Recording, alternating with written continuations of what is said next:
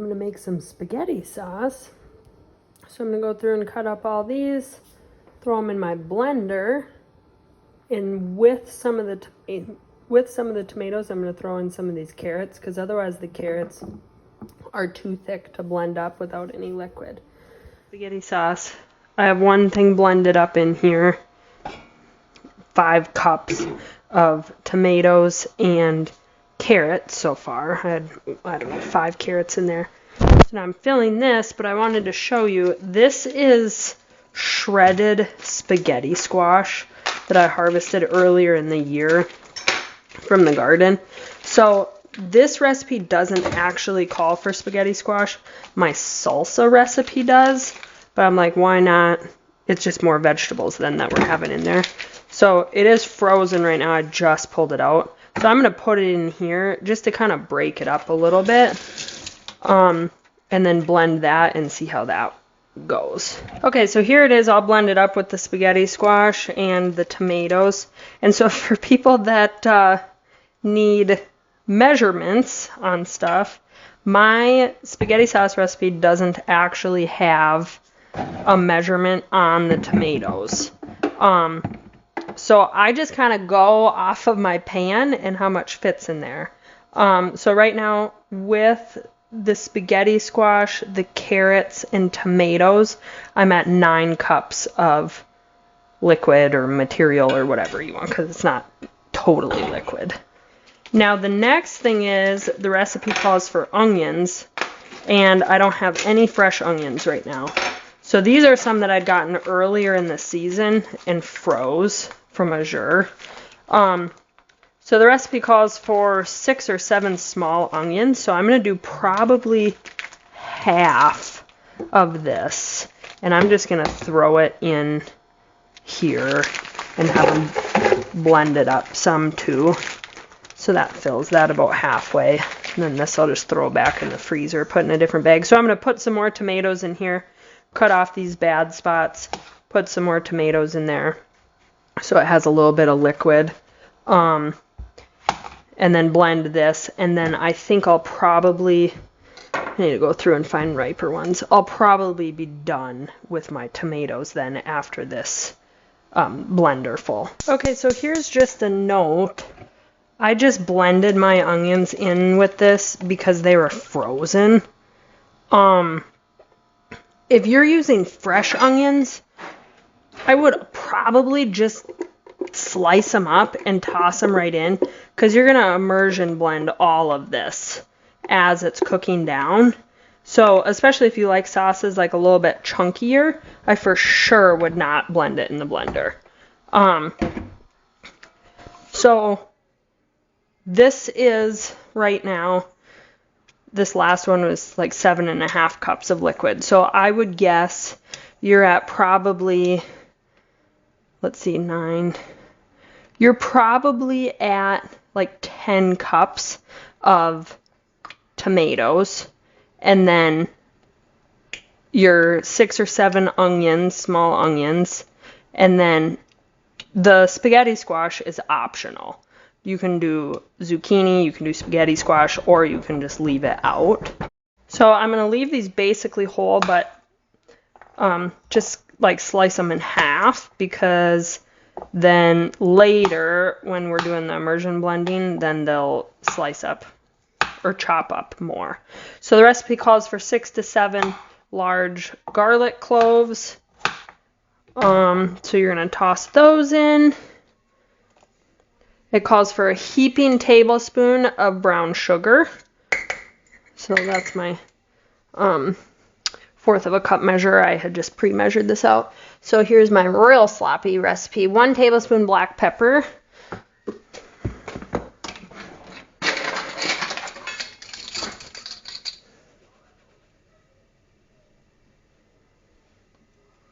Looks about good. 2 tablespoons salt. I like mine a little salty, so I'm going to do heaping tablespoons. And then we're going to taste all this as it's cooking and adjust for taste. Then you've got 3 tablespoons fresh or another garlic, dried oregano. Obviously dried, you're not going to need quite that much. I just picked this out of the garden. So I'm going to dice this up a little bit. And you can use the flowers also. So I'm going to chop this up real quick. Okay, so here's our chopped oregano. I'm going to toss that in. We need a 1/4 cup of olive oil.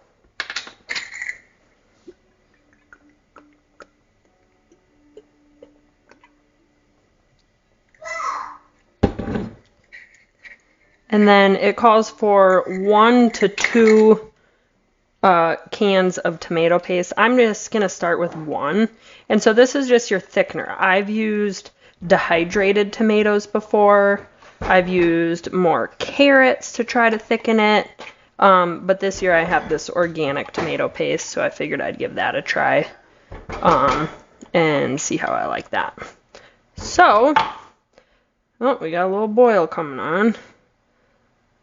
So I'm going to switch this out to a wooden spoon, because then if I get a rolling boil going on, I can just set this wooden spoon on top and it will help it from boiling out. Okay, so then we're going to let this simmer for a long time. Okay, so we're going to want to just let this simmer, stirring occasionally. And then periodically taste it and see how you're liking it. If you think it needs any more salt or pepper, basically any of the, seasonings that we put in, just taste it and see if you think it needs more. Typically I end up adding a little more salt. And then right near the end, like once we're like, hey, I think it tastes really good, I like how it is, then you're going to pick 2 handfuls of fresh basil and chop that up and toss it in. And then let it simmer for about 15 minutes. And then give it an immersion blend, and then it's done.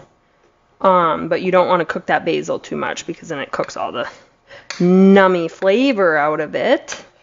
And you kind of miss out on the numminess. So then, I'm going to note right now, before I forget, we need to, when it comes time for so 1 teaspoon lemon juice per pint. So 2 teaspoons if you're doing quarts. Okay, so it's been cooking for about a half an hour. It tastes pretty good. I did add another tablespoon of salt because it was not quite as flavorful as I like it.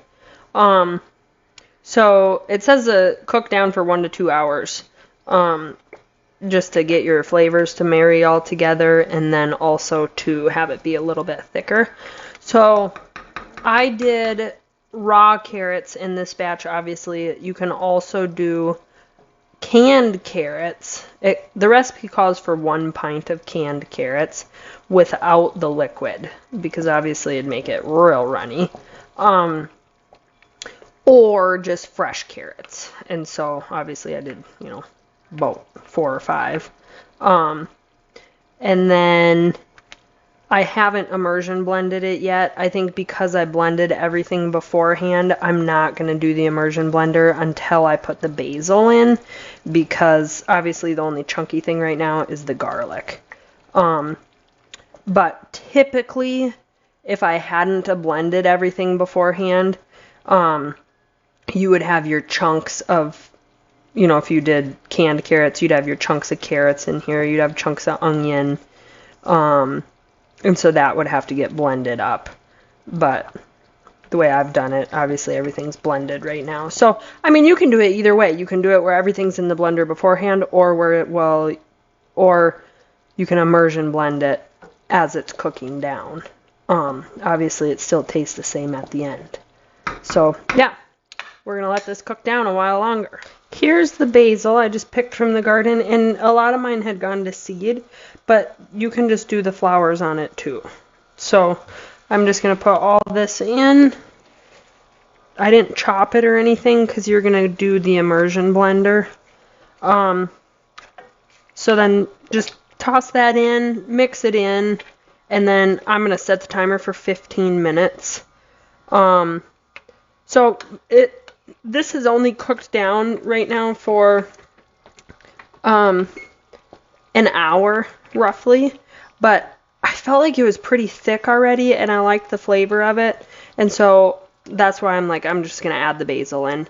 So I'll let this cook for a little while, and maybe when there's only 5 minutes left on my timer, then I'll do the immersion blender and just blend this a little bit, so that way it's blending up my garlic and then mixing the basil up a little bit better. So yeah, this will go 15 more minutes, and then in that time, I'll get my jars ready to go, and then we can get on to the water bathing stage.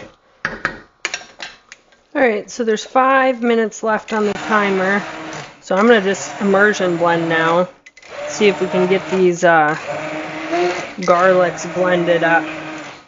Garlic and dill, or basil, I mean.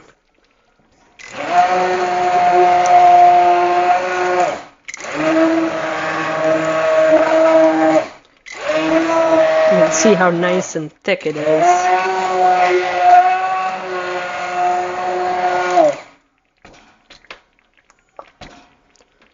Well, I'm not seeing any garlic. Did it get it all, I wonder? Almost must have.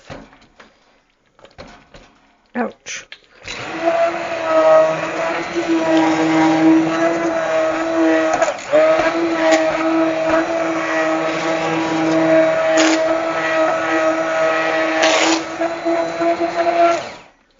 Alright, that's all she wrote. Holy, it's hot. 4 minutes left on the timer. It's really bubbling. I might just shut it off because I like how thick it is and everything looks dissolved. So then, yeah, I don't see any more garlic. Yeah, let's just shut that off. Give it a taste.